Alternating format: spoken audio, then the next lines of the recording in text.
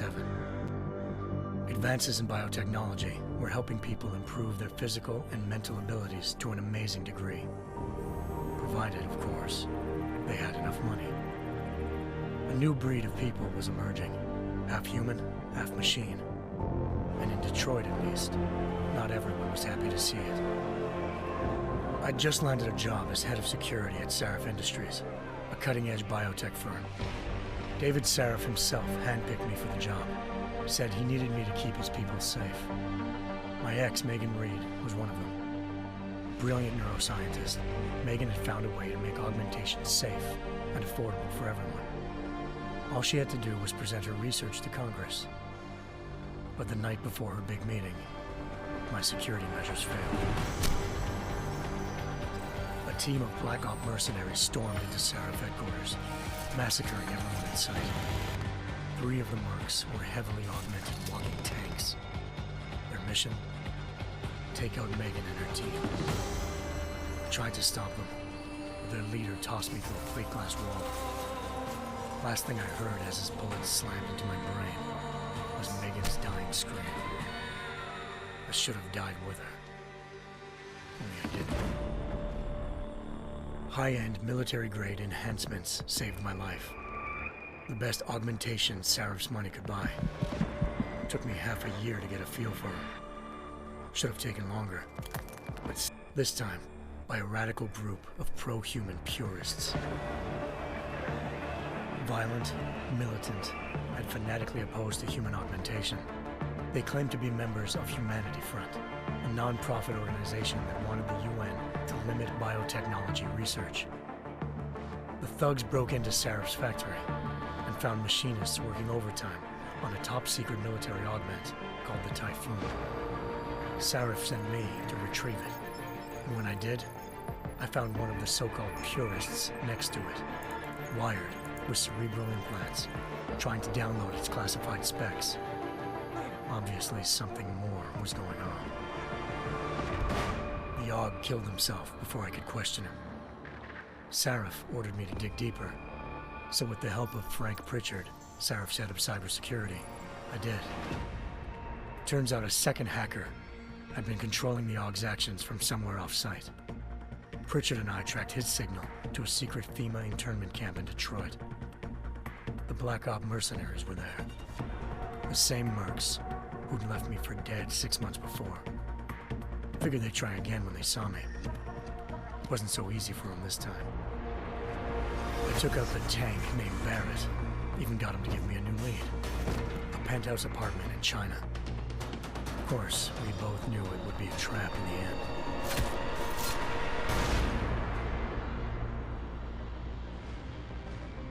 Hengsha Island, China. Home to a city so crowded, they had to build a second city on top of it. Trying to find clues in Hengsha wouldn't be easy. Lucky for me, I wasn't alone. Farida Malik, Sarif Industries' ace pilot, had lived in Hengsha before. A good person to have on your side. She knew enough about the place to get me around. Malik dropped me in the lower city, close to the penthouse Barrett had told me about. Bell Tower Associates, a private security firm under contract to the Chinese government, had agents tossing the suite when I arrived. Just not for the reason I'd been expecting. Turns out the man who lived there was a criminal hacker named Van Bruggen. The same hacker who'd been remotely controlling the AUG in Sarif's factory. Van Bruggen's panicked decision to force the man to commit suicide had been a mistake. Now his mercenary partners were gunning for him, and I needed to find him before they did. Locating Van Bruggen meant playing nice with the Triads, Hengsha's organized crime lords. They had the hacker holed up inside a low-rent bombs, giving up the woman who hired him. Zhao Yunru, president of the Taiyang Medical Corporation. According to Van Bruggen, Zhao wanted to monopolize the augmentation industry and had hired Black Op mercenaries to destabilize her competition. Sarif Industries was at the top of her list. To prove this, I needed to get inside TYM and grab a surveillance hologram off a server. I suspected Van Bruggen was hiding something when he told me this, but nothing could have prepared me for what I saw. Megan wasn't dead. she and her 4 best researchers had been kidnapped, spirited away somewhere while their kidnappers made it look like they were dead. Desperate to learn more, I confronted Zhao in her penthouse. She claimed to be a pawn in a bigger plan, and hinted at a group so powerful it controlled global interests at a whim. Then she slipped into a panic room and hit the alarm, forcing me to make a very quick exit. I figured Zhao was lying, but part of her confession made sense.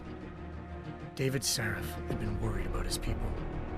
So worried, he'd required all of them to have subdermal locator devices surgically implanted.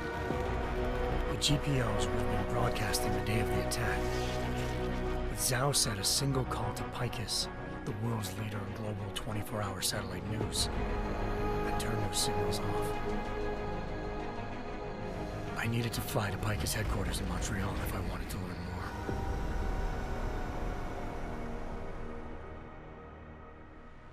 Eliza Cassan, Picus Communications' First Lady of News. Malik thought I was reaching when I told her Eliza was involved in this. The world's most famous news anchor, working with a mercenary hit squad. But when I confronted Cassan in her office, she freely admitted to jamming Detroit's satellites the night Megan's team had been taken. Said she's just been following her commands. I suspected she wanted to say more. But Black Op mercenaries showed up looking to shut us both down. And just like that, the Eliza I'd been talking to disappeared. The Mercs were led by an augmented killer I crossed paths with twice before, Fedorova, a woman who'd made silence her best friend. She waited for me to track Eliza's transmission to a secret server room underneath the Picus complex, then jumped me from behind. A deadly fight ensued. I made sure she never moved silently again. No one left to keep Eliza quiet. She reappeared. Turns out Picus's First Lady of News wasn't a lady at all. She was a sophisticated AI program, engineered to monitor data streams and control what people believed. Eliza told me the Mercs had brought in a Humanity Front doctor named Isaiah Sandoval to remove the scientist's implanted tracking devices while Detroit's satellites were down. She also told me to speak to David Sarif if I wanted to learn more. By the time Malik and I got back to Detroit, tensions between normal and augmented citizens had reached a flashpoint. Riots were breaking out in several cities, and the UN was being urged to intervene. Sarif was trying hard to convince Hugh Darrow, the inventor-turned-philanthropist who'd once been a leading proponent of enhancement technologies, to help stop a possible regulatory vote. Sarif had a lot riding on Darrow. Megan's discovery would have given millions of people the chance to evolve beyond their normal human abilities, and at the same time catapulted Sarif Industries to the top of the Fortune 500. According to Sarif, Megan's kidnappers knew this, and didn't want people evolving unless they controlled how it was done. He called his enemies Illuminati, and urged me to keep searching. Determined to do so, I tracked down Sandoval via America's most outspoken augmentation opponent, Bill Taggart, Sandoval's boss and founder of Humanity Front. Sandoval admitted to operating on Megan's team when I confronted him, but said he hadn't removed their GPLs. He'd merely switched them to a different frequency. Pritchard was able to trace one of the signals to China. Malik and I immediately took off in pursuit. Unfortunately, the Illuminati were one step ahead.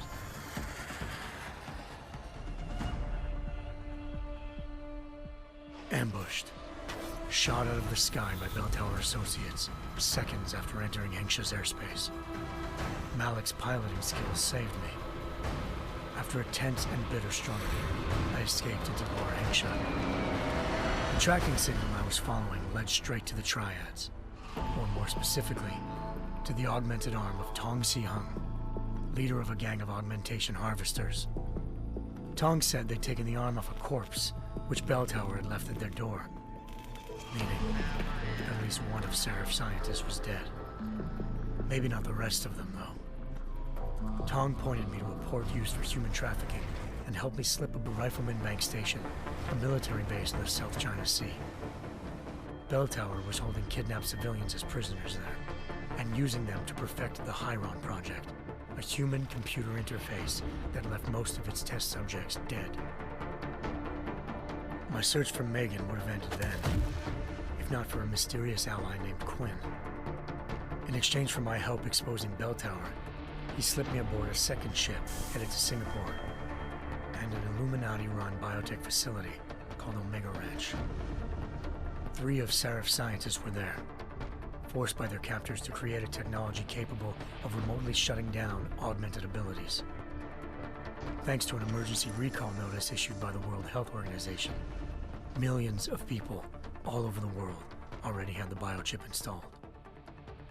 With the help of the scientists, I tracked Megan to a private section of the ranch. There, I ran into Yaron Namir, the walking tank who'd put a bullet in my brain the first time we met. He'd teamed up with Zhao and was hoping to catch me off guard. Their little ambush didn't work.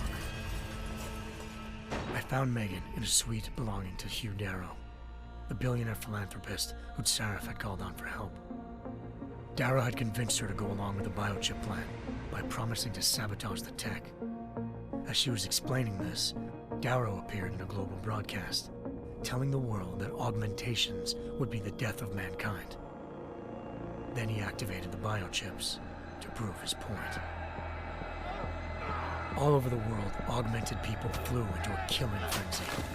Darrow had betrayed everyone, and it was up to me to set things right.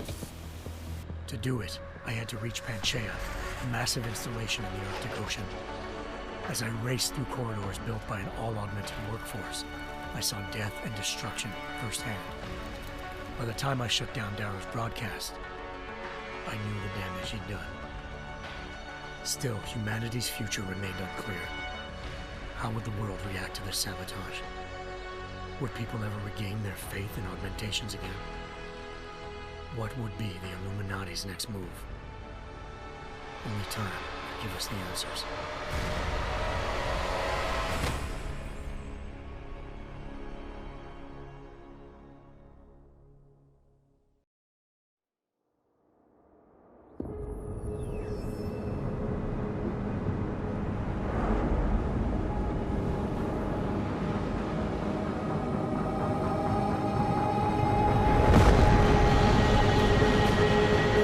I once thought I could save the world.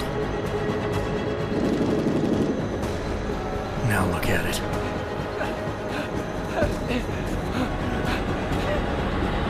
In yet another augmented terror attack, 251 passengers aboard Sister Airlines Flight 451 were killed when an augmented passenger broke into the plane's cockpit and ruthlessly butchered its flight crew.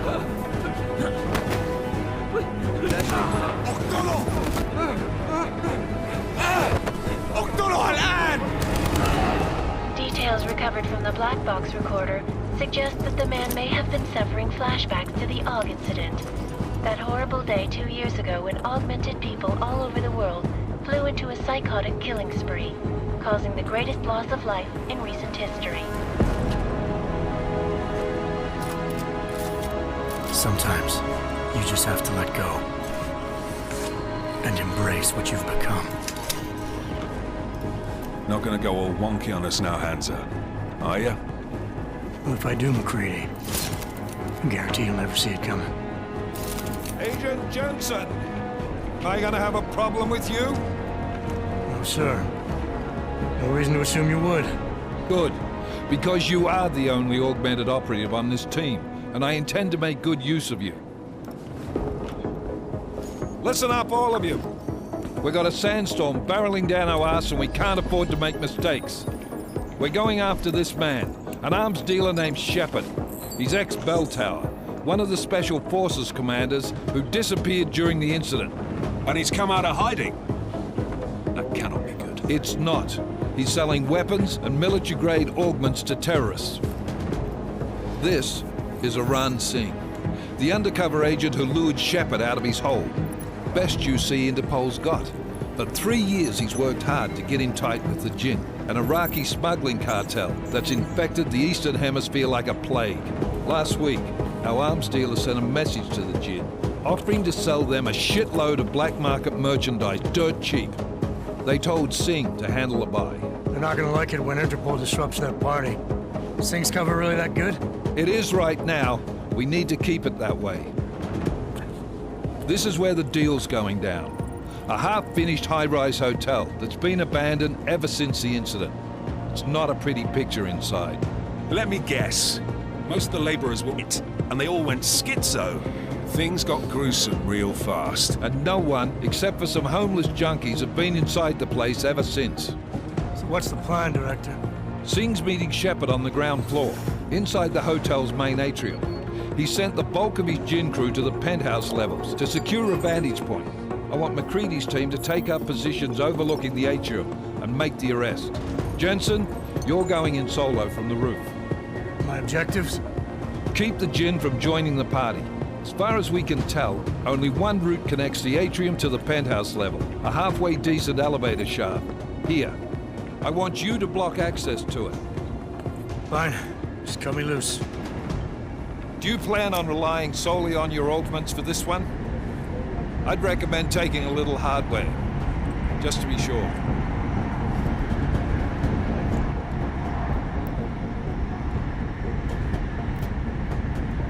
I'm not leaving my 6 exposed. Give me something lethal.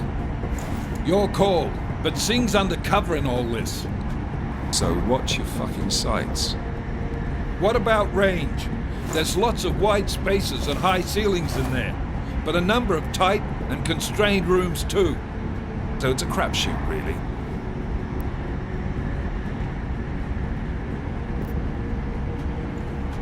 Never was one to play the odds. Give me something I can use up close.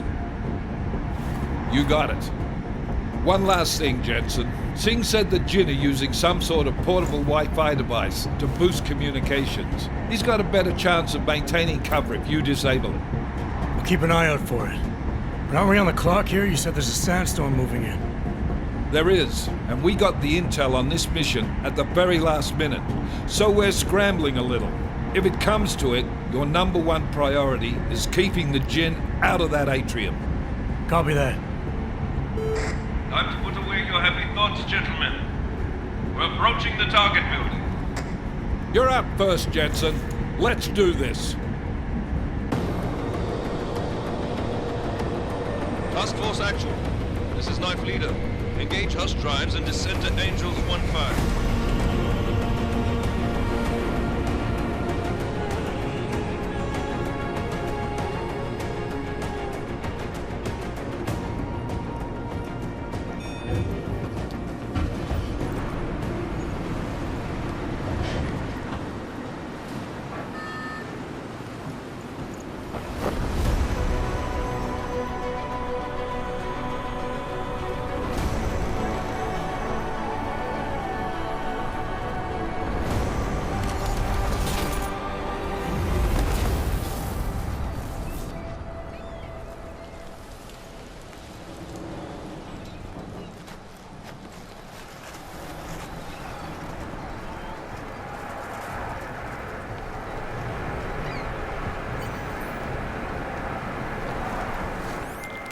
Team leader, this is Jensen. I'm on the roof.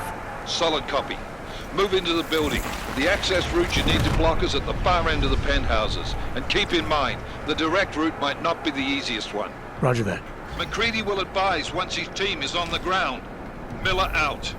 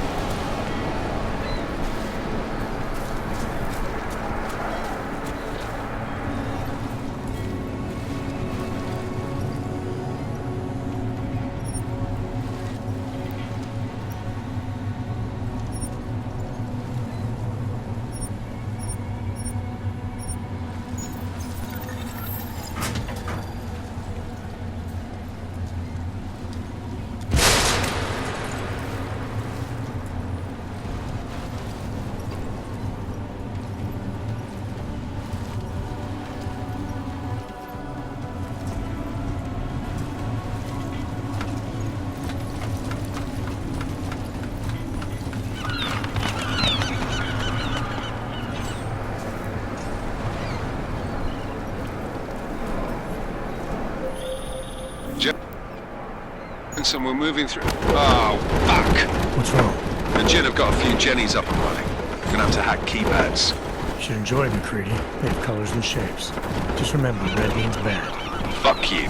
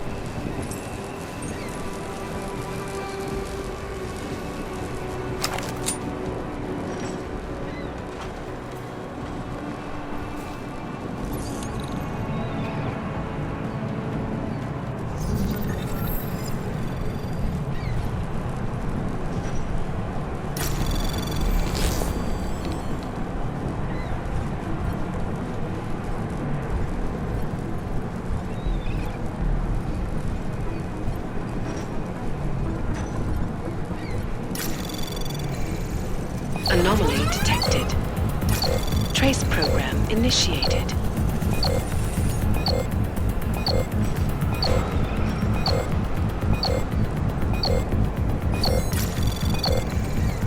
Access granted.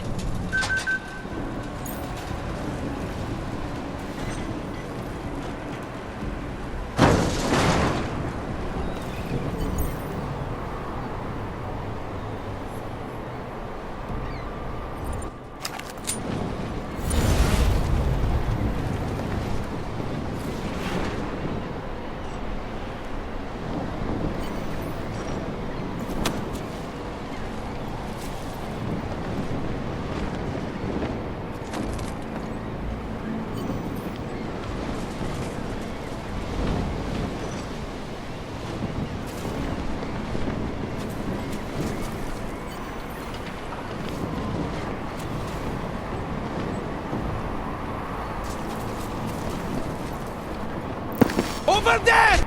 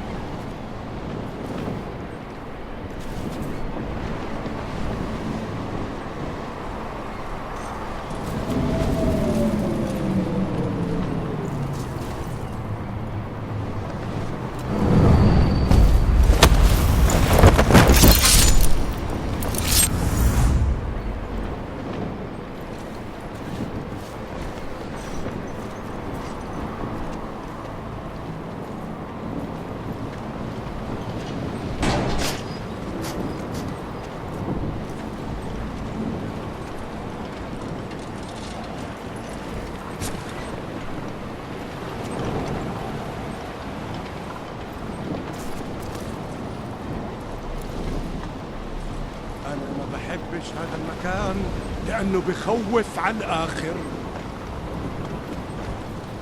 طيب خلينا ناخذ جولة ثانية، راح نكون معبيين عن قريب. طيب مصيبة.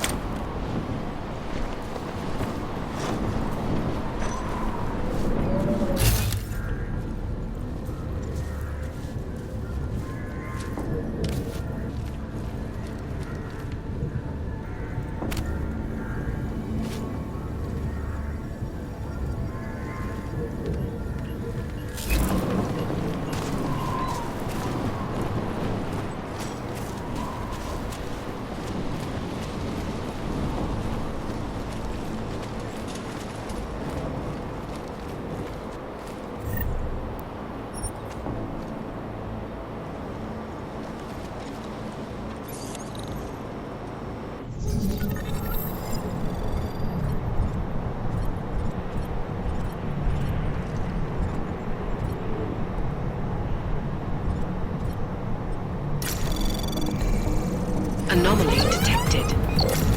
Trace program initiated.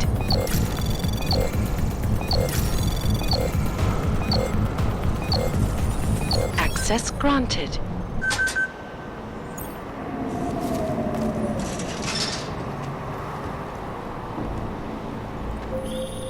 Jensen, Mac, listen up.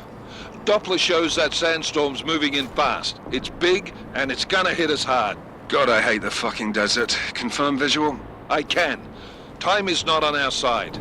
Copy that. Solid copy.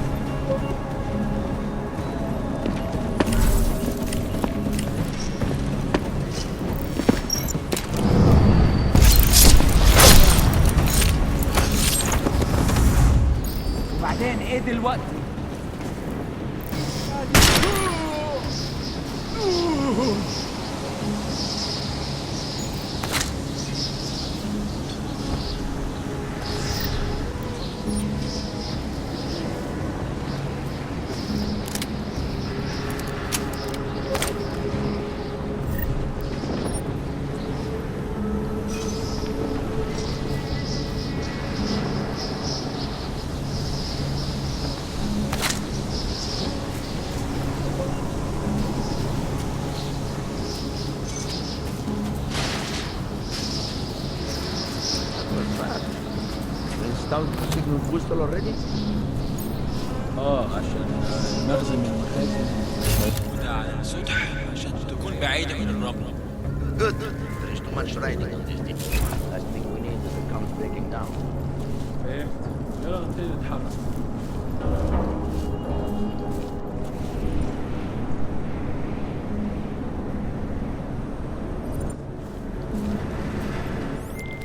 McCready, how you making out?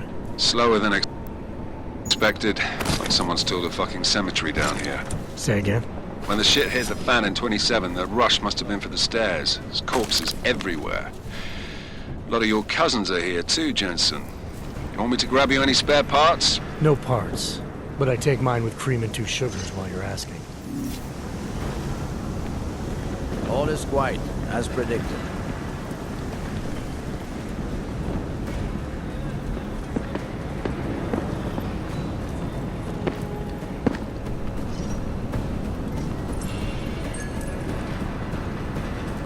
أكيد مفيش حاجة.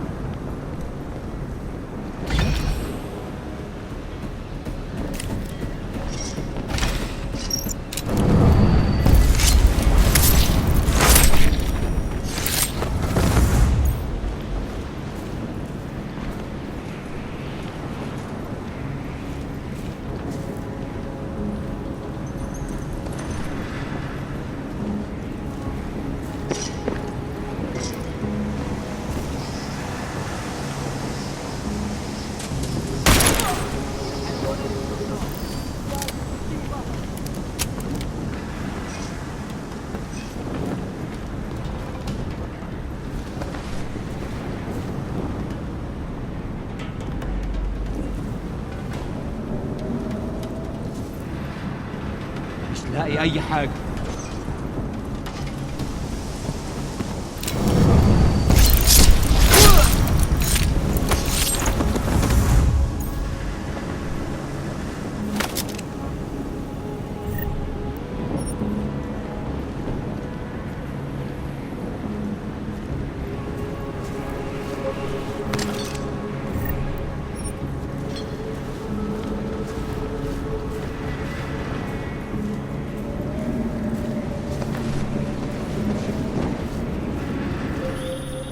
Jensen, what's your 20? Working my way through the penthouses. Remember to keep an eye out for the Jinn's communications booster, if you can disable it. Roger that. ما بديش نكون هان لما تبدأ العاصفة.